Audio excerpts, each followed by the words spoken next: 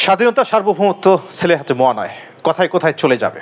দেখুন, যারা মুক্তিযুদ্ধ করেছিল, যদি মুক্তিযুদ্ধে মাঝপথে ফিরে আসতো, দেশ কি স্বাধীন হতো? কোনো না কোনো কারণে এমন ভীতিকর পরিস্থিতি তো সৃষ্টি হয়েছিল।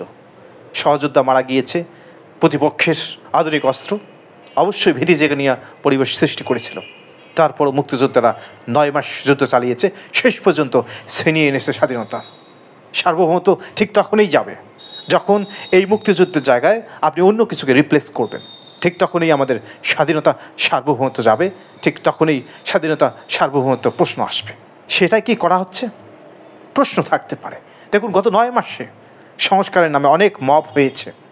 আওয়ামী লীগের রাজনীতি নিষিদ্ধ করা হয়েছে। আওয়ামী লীগ হয়তো বা সামনে নির্বাচনে অংশগ্রহণ করার সুযোগ থাকবে না তাদের। বিএনপি নিশ্চিত হয়েছে আওয়ামী লীগ না থাকলে তারাই এককভাবে সরকার গঠন করবে। তো তাদের এটা রাজনৈতিক বাস্তবতা তো মানতে হবে।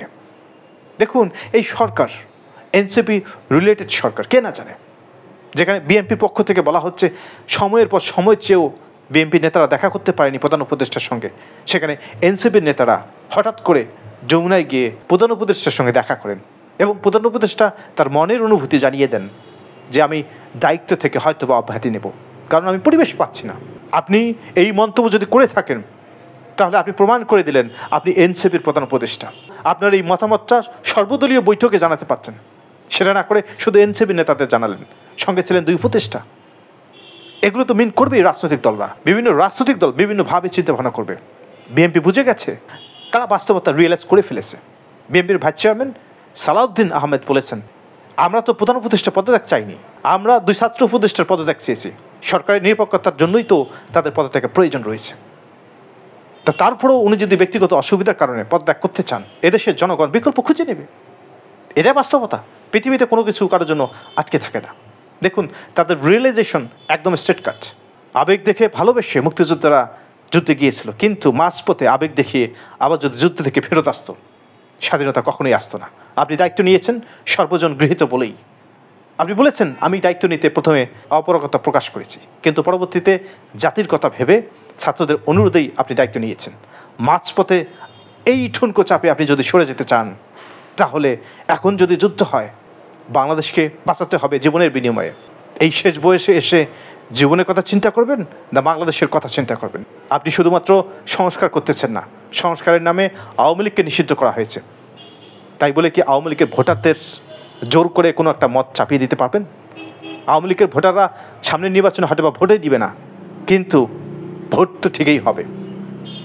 এইরকম একটা বন্দোবস্ত আনুন যেখানে সব ভোটাররা উপস্থিত থাকতে পারে, তাদের মত দিতে পারে। সেই বন্দোবস্তের কাছাকাছি কি পৌঁছতে পাবেন? শুধুমাত্র একটা মতকে দাবিয়ে রাখতেছেন তো, আর একটা নতুন মতের সৃষ্টি করতে চেষ্টা করতেছেন। সেখানে বিএনপি এর সহযোগী হবে কেন? জুলাই আগস্ট একটা ভিন্ন চিত্র ছিল। সেই একই জুলাই আগস্টের কথা বলে এখন যদি ঐক্যের ডাক দেন, সেখানে নেতৃত্ব কারা দেবে? হাসনাত আবদুল্লাহরা দেবে? সার্জিস আলমরা দেবে? বিএনপি কি সেই নেতৃত্ব মেনে নেবে? এখন যদি এই ধরনের পরিস্থিতি তৈরি হয়, বিএনপি নেতৃত্ব দিতে চাইবে, আর সেখানে হাসনাত আবদুল্লাহ এবং সার্জিস আলমরা বড়জোর কর্মী হিসেবে থাকবে। এটাই নেতৃত্ব, এটাই রাজনীতি। কারণ সবাই নেতৃত্ব দিতে চায়। এই 9 মাস কারা নেতৃত্ব দিয়েছে দেশটাকে? আপনি হয়তো বা অন্তর্বর্তীকালীন সরকারের প্রধান, কিন্তু নেতৃত্ব দিয়েছে হাসনাত আবদুল্লাহ, সার্জিস আলম, নাহিদ ইসলাম, মাহবুস আলম এবং আসিফ মাহমুদ সজীব ভুইয়ারা। ঠিক একইভাবে পরিস্থিতি পাল্টে গিয়েছে। এখন নেতৃত্ব তো বিএনপি দিতে চাইবে। সেই বিএনপিকে যখন আপনি নেতৃত্বে আনতে চাবেন, এই ছাত্র নেতাদের নেতৃত্বে, বিএনপি তাতে তো নাকশ হবেই। এটাই বাস্তবতা, এটাই রাজনীতি। বাংলাদেশ সবসময় স্বাধীন ছিল এবং সার্বভৌম দেশ হিসেবে এই পৃথিবীতে টিকে থাকবে। এবং যতদিন পর্যন্ত এই 71 মনে প্রাণে লালিত হবে, ততদিন পর্যন্ত স্বাধীনতা সার্বভৌম টিকে থাকবে। আর যখনই কোনো কিছু দিয়ে 71-এর জায়গায় রিপ্লেস করার চেষ্টা করবেন, ঠিক তখনই সার্বভৌম ক্ষতিগ্রস্ত হবে, ঠিক তখনই স্বাধীনতায় আঘাত হানবে। সেটাই কি কখনো কখনো করা হচ্ছে? প্রশ্ন রেখে গেলাম। ধন্যবাদ সবাইকে।